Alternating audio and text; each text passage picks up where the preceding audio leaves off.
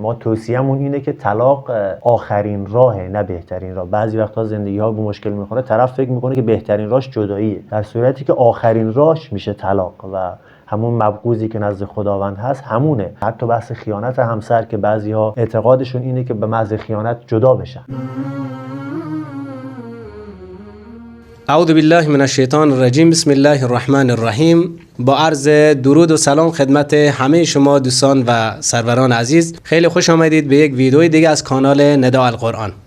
دوستان، این ویدیو در حقیقت یک تست از مسائل و امور خانواده. این رو برای این میذاریم خدمت شما دوستان عزیز که اگر بازخورد خوبی داشت و نظر شما دوستان عزیز هم مثبت بود، حتما در کامنت ها و در قسمت نظرات بنویسید که از این دست ویدیو هم انشالله در داخل کانال گذاشته بشه. مسائل راجع به خانواده، راجع به مشکلات خانواده، مسائلی در امور به هر حال ازدواج، حتما انشالله با ما در میان بگذارید و نظرات خودتون را با ما به اشتراک بگذارید. خب امشب در خدمت جناب استاد صفایی، کارشناس محترم مسائل دینی و مشاور خانواده هستیم. سوالاتی رو از ایشون در مورد بحث و مباحث خانواده داریم که خدمت شما دوستان عزیز عرض می‌کنیم و ارائه خواهیم داد. خب جناب استاد صفایی، اگر در ابتدا صحبتی با بینندگان عزیز دارین ما در خدمت شما باشیم. به نام آنکه جان را فکرت آموخت. من هم عرض سلام و عرض ادب دارم خدمت بینندگان عزیز کانال نداء القرآن. خیلی خوشحالم که در خدمت شما دوست عزیز هستن جناب آقای سالاری عزیز. امیدوارم که همه این عزیزانی که ما را میبینن زندگی سرشار از عشق، نشاط و علاقه را داشته باشن و دست خدا توی زندگی همین عزیزان انشالله باشه. خیلی ممنونم جناب استاد صفایی عزیز. سوال خودمون رو در ابتدا اینطور شروع میکنیم که بهترین تعریف در مورد خانواده چی هست و خانواده چطور تعریف میشه در حقیقت؟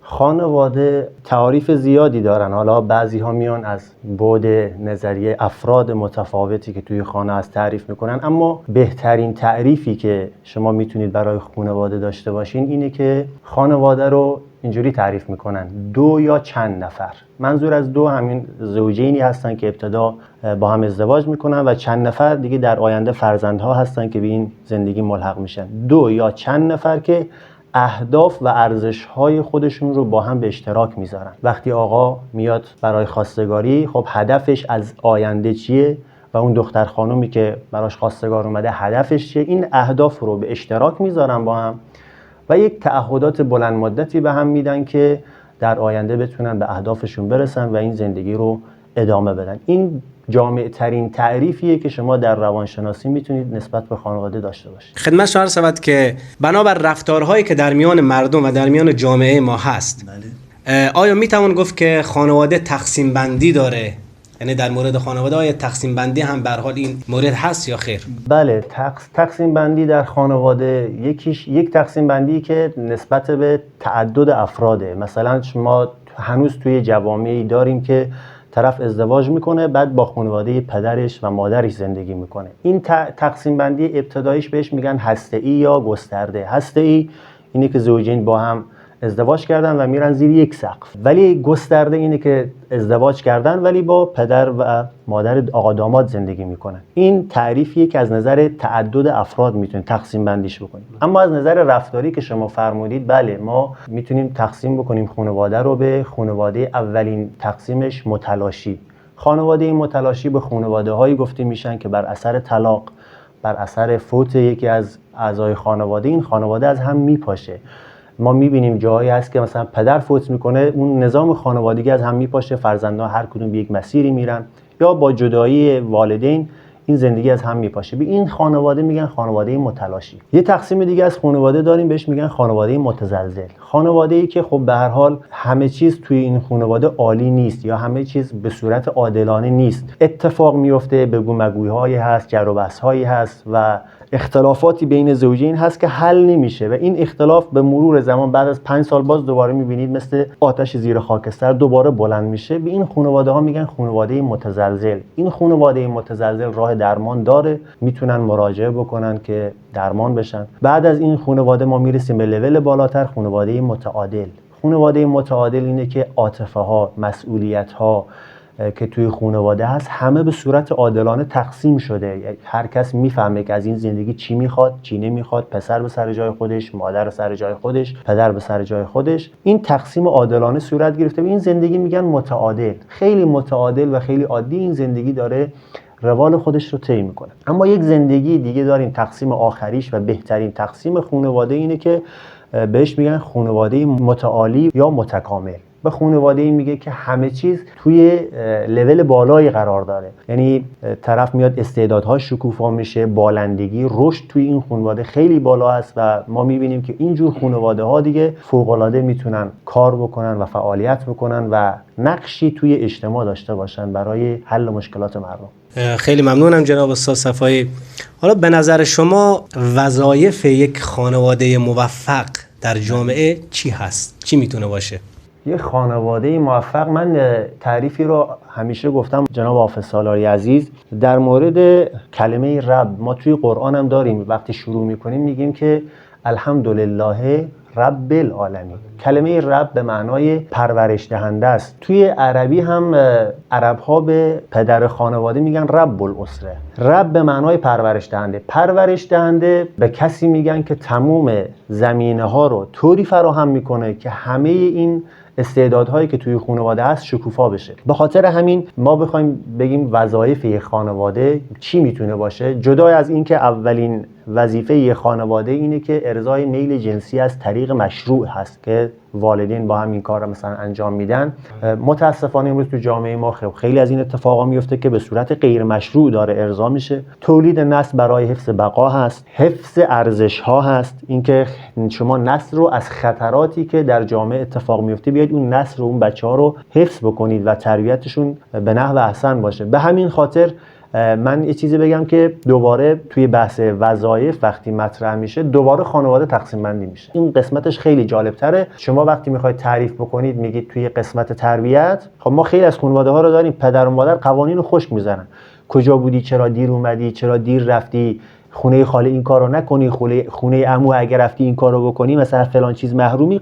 قوانین دارن اما محبت به بچه‌شون نمیکنن، دلسوز بچه نیستن زیاد. متاسفانه این مشکل تو خیلی خانواده‌های جامعه امروزی ما هست. به این نوع سبک فرزند پروری میگن سبک مستبدانه. قانون میذارن اما محبت نسبت به بچه نیست. بعضی‌ها باز برعکسش رو انجام میدن، محبت زیاد میکنن، بچه است، گناه داره، بذار باشه، حالا یه دونه شکلات نخورد مثلا بچه‌م نباید گریه بکنه اینا، ولی قانون ندارن که فلان جا این کارو نکن. این بچه به خودش اجازه میده هر شلوغکاری رو انجام بده. بعد این به این سبک میگن سبک سهلگیرانه، خیلی آسون گرفتن. خب این دو سبک شد، درسته؟ سبک سومی که توی جامعه ما وجود داره میاد میگه آقا نه قانونه، نه پدر نه اینجوری قانون میذاره که از بچهش بپرسه چرا دیر اومدی، چرا دیر رفتی، و نه انقدر مهربانانه و عاطفانه باش برخورد میکنه که محبت به بچه بکنه. بعد میبینیم یه ذره یک بچه‌هایی هست که خیلی از خانواده دور میشن، میرن به سمت کارتون خوابی و اعتیاد و گوشه‌گیر میشن. این سبک میگه سبک طرد کننده، از خانواده طرد میشن و همش توی خیابون و کوچه و بازارن که متاسفانه بازم تو جامعه ما خیلی زیاده این سبک. و سبک آخریش میشه که هم قانون هست، هم محبت هست، هم عاطفه هست، هم دلسوزی هست و اینجا بچه کانون خانواده رو ترجیح میده به بقیه.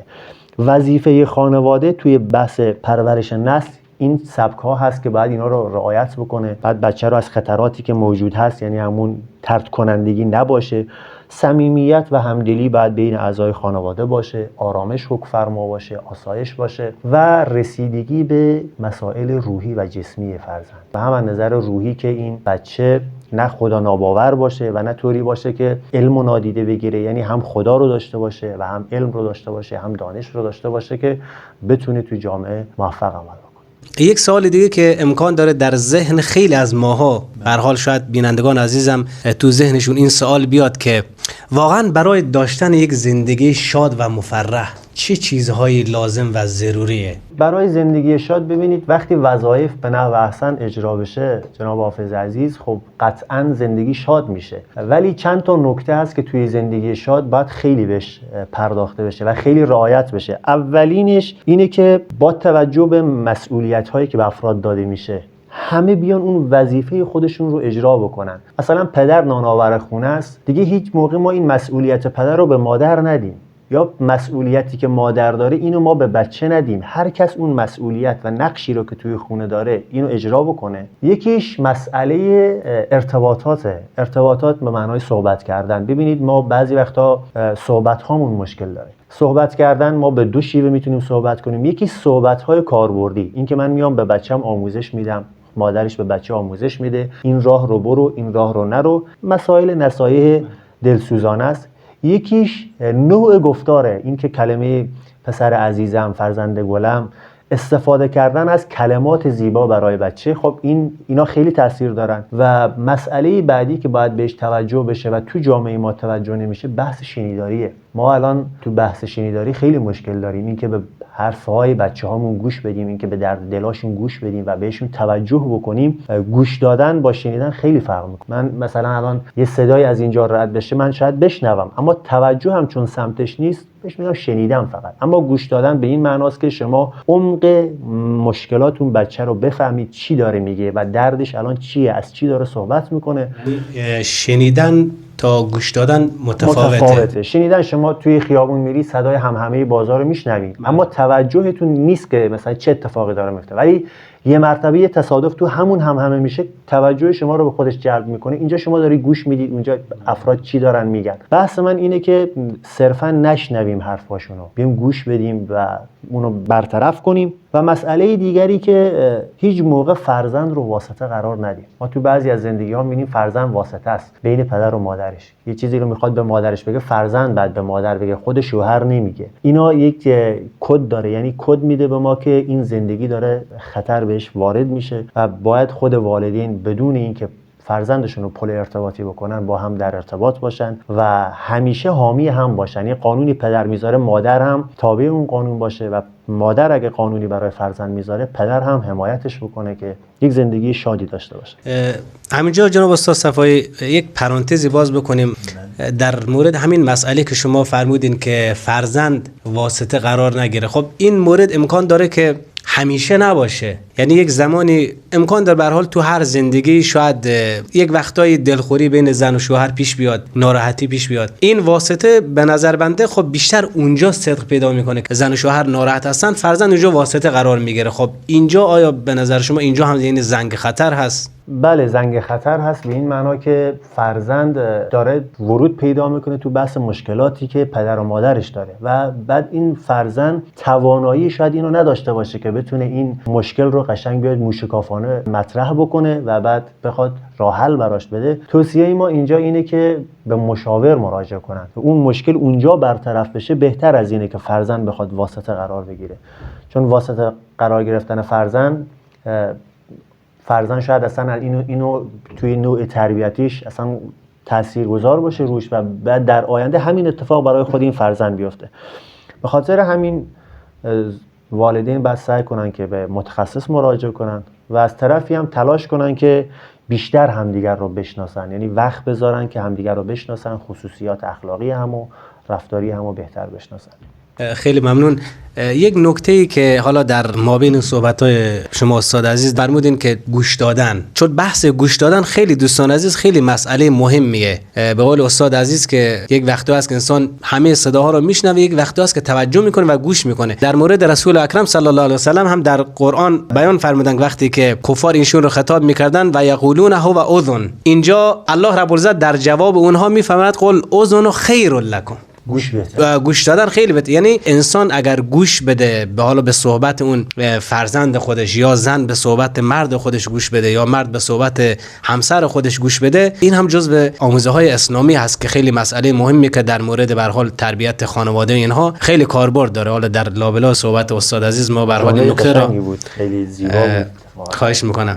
خدمت شما عرض که سوال بعدی که اینجا مطرح میشه جناب استاد صفایی عزیز، به نظر شما چه علومی در مورد خانواده داره بحث میکنه؟ علوم زیادی در مورد خانواده بحث میکنه. حالا ما بحث خود روانشناسی، ما داریم روانشناسی رشد، بحث مراحل رشدی انسان رو بررسی میکنه که توی مثلا 2 سالگی تا 7 سالگی، 7 تا 12، حالا مراحل رشد خیلی نظریات متفاوتی روش هست. شما نگاه کنید نوجوان به محضی که میاد توی سن نوجوانی، بعد میانسالی و کهنسالی، این مراحل رشد متفاوته. بحث روانشناسی یادگیری هست که بحث آموزش ها هست که شما چه علومی رو میتونید یاد بگیرید. در مورد خانواده آموزش ببینید. روانشناسی تربیتی هست، میشه روش مانور داد. اینا علومی هست که در مورد مسائل خانواده کلا صحبت میکنن. جامعه شناسی هست، مردم شناسی هست، علوم اجتماعی هست و بحث سلامت بهداشت روان. و به عنوان آخرین سوال، اصلا وظیفه اصلی یک مشاور خانواده،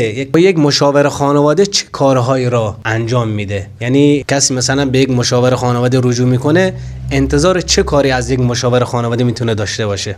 مشاور خانواده الان دیگه بحثی که از جایی که تخصص خیلی شده، یه عده میان خیلی خاص‌تر کار میکنن. بعضی‌ها خاص کار میکنن، فقط زوج درمانی انجام میدن. بعضی‌ها فقط توی قسمت تربیت کودک کار میکنن. حالا اینش بمانه، ولی در کل مشاور خانواده تو بحث ازدواج، همون ابتدا برای شروع یک زندگی فعالیت میکنه، برای ازدواج مجدد. چون بعضی‌ها حالا هست توی قرآن هم هست که تا 4 تا خانم میتونن بگیرن. توی ازدواج مجدد مشاور میتونه کمک حال باشه برای کسی که میخواد این کارو بکنه. تو بحث نوجوان هست، تو بحث مسائل زناشویی هست. گفتیم که تو بحث مسائل زناشویی بهش میگن زوج درمانی. ما زوج درمانی داریم، تربیت کودک داریم، تربیت نوجوان داریم. خب آخرین مرحلهش میرسه به بحث طلاق که ما توصیه‌مون اینه که طلاق آخرین راهه، نه بهترین راه. بعضی وقتا زندگی‌ها به مشکل میخوره، طرف فکر میکنه که بهترین راهش جداییه، در صورتی که آخرین راهش میشه طلاق و همون مبغوضی که نزد خداوند هست همونه. و مشاورین عزیز ما هم اینو همیشه مد نظر قرار دادن و میدن. حتی بحث خیانت همسر که بعضی‌ها اعتقادشون اینه که به محض خیانت جدا بشن، ولی خب